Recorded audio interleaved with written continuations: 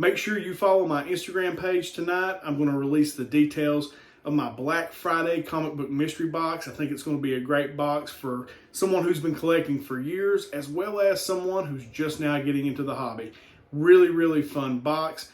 Make sure you stay on the lookout. Today, I'm going to give you my top 5 picks and a bonus sleeper pick for New Comic Book Day, November 24th, 2021. If you're on a budget of $25 a week. That's coming up next.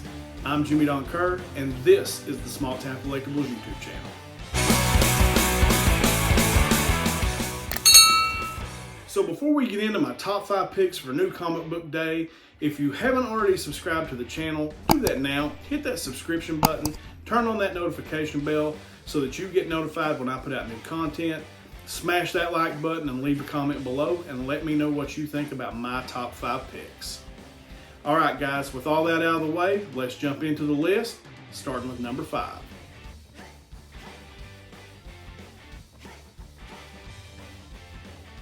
Secrets from T'Challa's past have come back to haunt him. Fresh from returning from his travels in space, Black Panther receives an unexpected and urgent message from a Wakandan secret agent.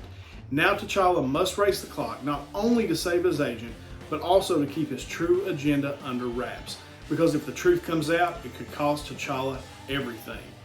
This new iteration of Black Panther is written by Academy Award-winning screenwriter John Ridley, who is best known for his work on 12 Years a Slave. So let's talk about why this book made number 5 on the list. First, John Ridley, the writer. I would love to read a good Black Panther story, and I'm interested to see what Ridley brings to a comic book. Also, art. Alex Ross is on the cover, and this particular issue, just a gorgeous wraparound Alex Ross cover. Gotta love that. And there's also a possible first appearance that it mentions in the solicitation as an unnamed Wakandan agent. So, not confirmed that this is a true first appearance, but it's possible that there could be. And I think all these factors bring this book in. Black Panther number 1 at number 5 on the list.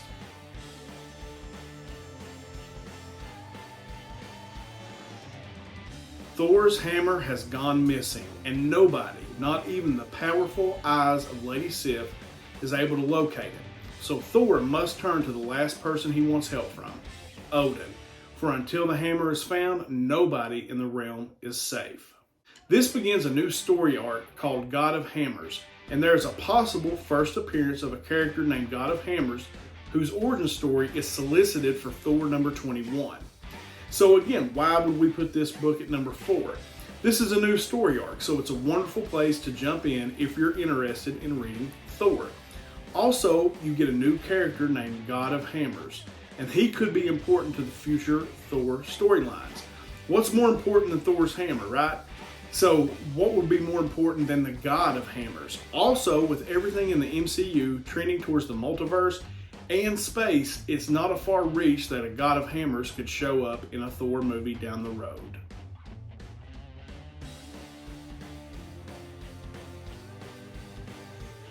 For 5 years from now, Joy is an envoy, a special agent of one of the Janado Trusts. Trusts are corporate-owned cities that are the centerpiece of modern society. She rights wrongs for the trust. She is excellent, perfect, hard on herself, driven, and almost legendary in some parts, until one day a voice pops in her head trying to get her to betray everything that she has ever believed. So Joy Operations number 1 brings us Brian Michael Bendis and Stephen Byrne for their very first creator-owned series. Bendis, of course, has worked with Image, Marvel, and DC on some of their most popular titles, and Byrne with Dark Horse and Marvel as well. This seems like a really cool team up. Any creator-owned project, you know that they're going to put their best foot forward and you're going to get their most creative storylines because it's theirs, right? This title could be a good long-term hold if the project turns out to be well received by the comic community.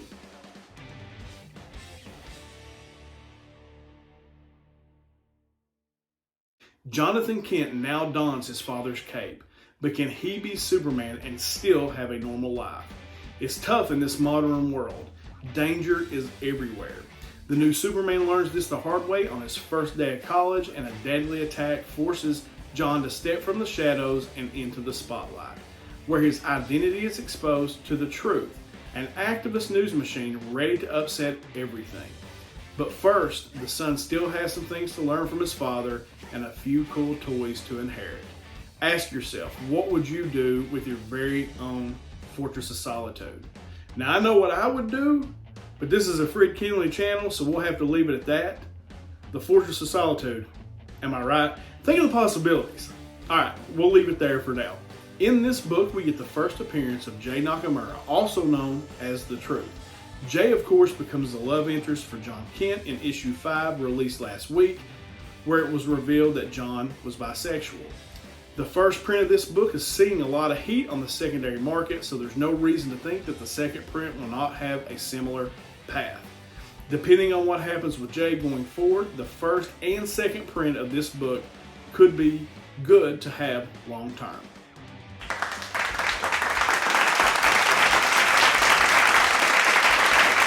The uncontrollable rage of the Hulk has reached an all-new level, and nobody, including the Avengers, is prepared to handle it.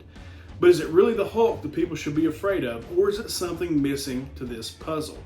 This, of course, is the follow-up to the epic Al Ewing run of Immortal Hulk, with Donny Cates and Ryan Ottley taking the reign of one of my absolute favorite characters.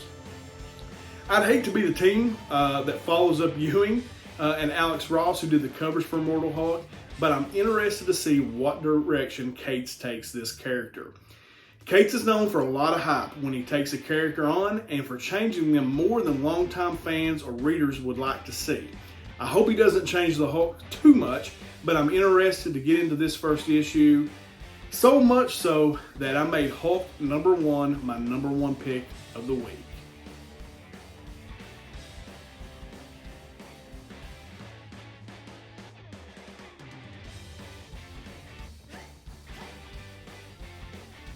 Aspen Matthews was born of two worlds, the ocean and land. Now deeper within the confines of the earth, a new threat has risen, one that will reclaim the ecosystem for those of much more powerful descent. The human world has tenuously learned to coexist with the underwater species known as the Blue.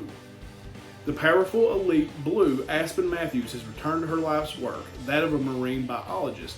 Yet not all the creatures from below are seeking peace.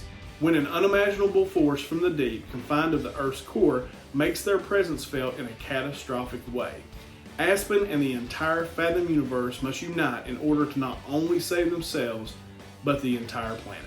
When I read the synopsis, it sounds like a movie to me.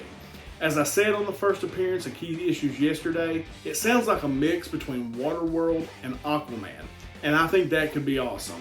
I haven't heard a lot of people talk about this one, but it sounds like it could be great, and it's why it's my sleeper pick of the week. Alright guys, that is my top 5 and my sleeper pick of the week if you're on a budget of $25 or less weekly.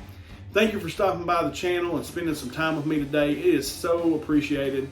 I hope this video helps you make some choices for your books on New Comic Book Day.